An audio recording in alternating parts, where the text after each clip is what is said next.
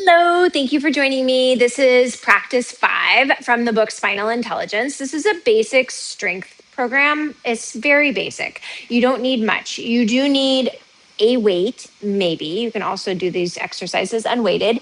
And you're going to need a table, works really, really well.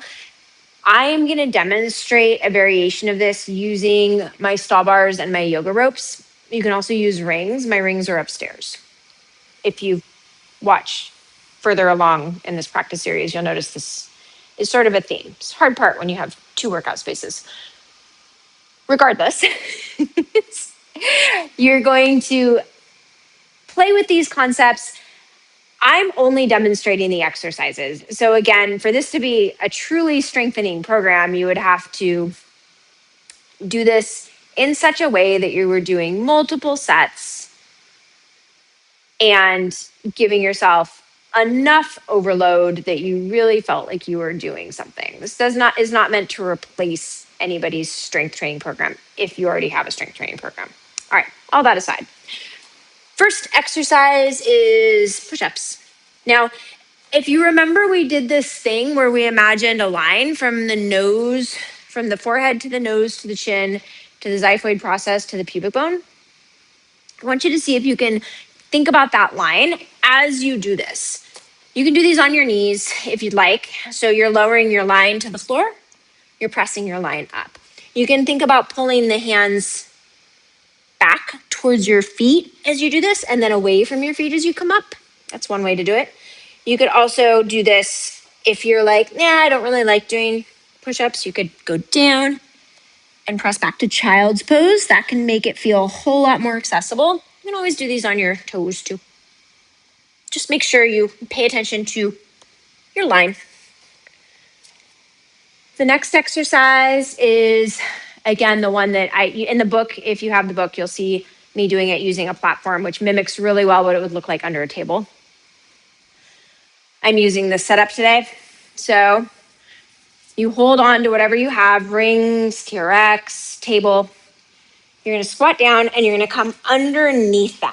For reasons that are unclear to me, none of my yoga ropes are the same length. So there's that.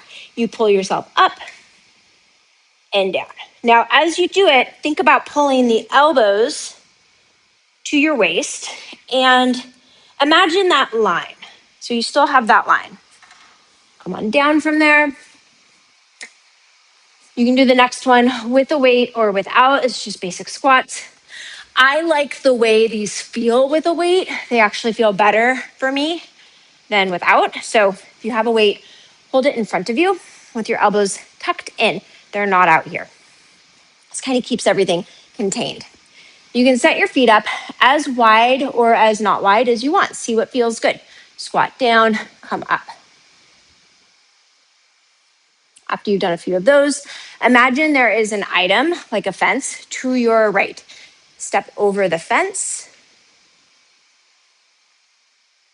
and then step under the fence. Again, you might not need a weight for this. Make sure after you do a few going one way, you do a few going the other way. You'll notice my torso stays oriented towards the camera the whole time. All right? So give that a try. If you want more information about the practices, check out the book, Spinal Intelligence. If you want a systematic, progressive way to approach this, you can also check out the program, Regulated and Strong. And yeah, that's all I have to say. All right. Thank you.